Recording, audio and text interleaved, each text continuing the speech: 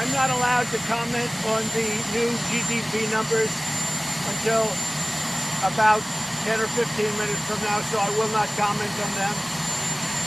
The country, though, is doing very well in every respect. I mean, we're just doing well. We're knocking it out of the park, as they say, and we're very happy about that. We did not pay money for our great Otto. There was no money paid. There was a fake news report that money was paid. I haven't paid money for any hostage, and I've gotten approximately, I think it's 20 or 21 out. We don't pay money for hostages. The Otto case was a very unusual case, but I just want to let you know no money was paid for Otto.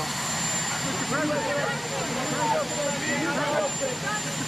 what did you tell Don McGahn about Mueller? I never told Don McGahn to fire Mueller. If I wanted to fire Mueller, I would have done it myself. It's very simple. I had the right to. And frankly, whether I did or he did, we had the absolute right to fire Mueller. In the meantime, I didn't do it. I'm a student of history. I see what you get when you fire people, and it's not good. But there would have been nothing wrong with firing him. Legally, I had absolute right to fire, but I never told Don McGahn to fire Mueller. And by the way, and Mueller finished out his report, no collusion and no obstruction. Mr. President, how do you beat Joe Biden? I think we beat him easily. Speak, up. You gotta tell him. What do you tell parents about getting their kids vaccinated? Diesel, on the diesel. Oh. Tell parents about that. They have to get the shot. The vaccinations are so important. This is really going around now. They have to get their shots. Mr. President, how old is too old to be president? Well, I think that I just feel like a young man. I'm so young. I can't believe it. I'm the youngest person. I am a young, vibrant man.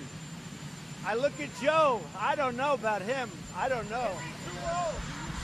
I would never say anyone's too old, but I know they're all making me look very young, both in terms of age and I think in terms of energy. I think you people know that better than anybody. Yeah. President, do you still think there were very fine people on both sides of the struggle? Oh, I've answered that question, and if you look at what I said, you will see that that question was answered perfectly.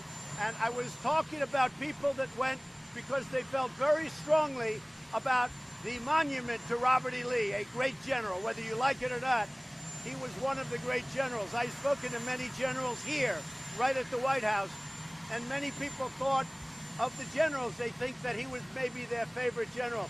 People were there protesting the taking down of the monument of Robert E. Lee. Everybody knows that. Kim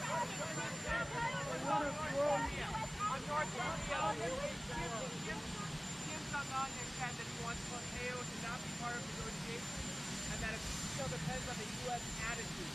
What do you think about that, and what's the prospect for talks going I think we're doing very well with North Korea. A lot of progress is being made.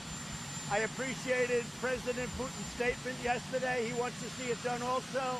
I think there's a lot of excitement toward getting a deal done with North Korea.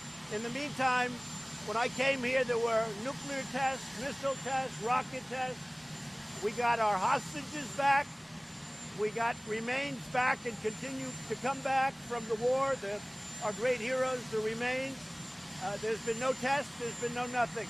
So at some point, you're going to report the facts. I have a great relationship with Kim Jong-un. I appreciate that Russia and China is helping us. And China is helping us because I think they want to. They don't need nuclear weapons right next to their country.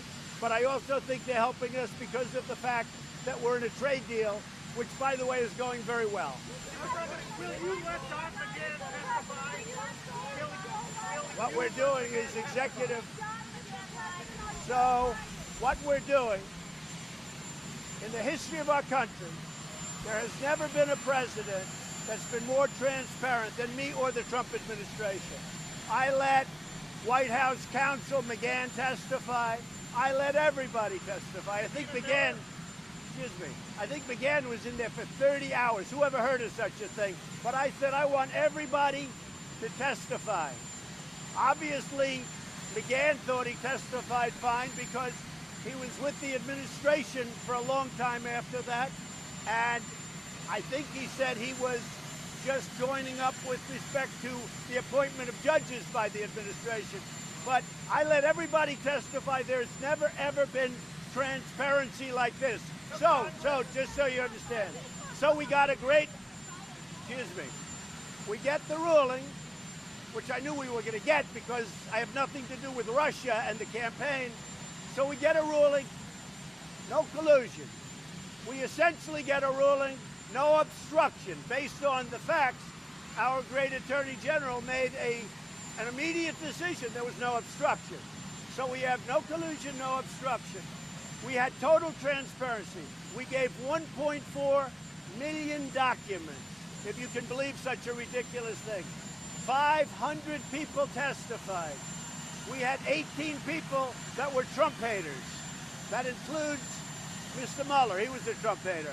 And wait a minute. Wait. With all of this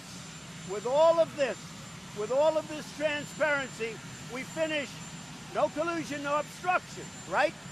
Then I get out the first day, they're saying, let's do it again. And I said, that's enough. We have to run a country. We have a very great country to run.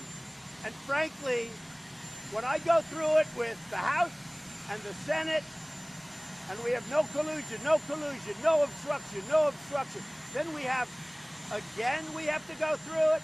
This is a pure political witch hunt. We did nothing wrong, and the only thing I did is make our country stronger, give it the numbers like people haven't seen before. What we're doing in this country financially, with the military, with our veterans. You look at veterans, we now have Veterans Choice. Nobody's ever done what I've done in their first 2 years. So if I'm guilty of anything, it's that I've been a great president, and the Democrats don't like it, which is a shame. I'm going to Indianapolis. We're going to the NRA, and we look forward to it. How do you think, guys? How do you do it? I would say easily.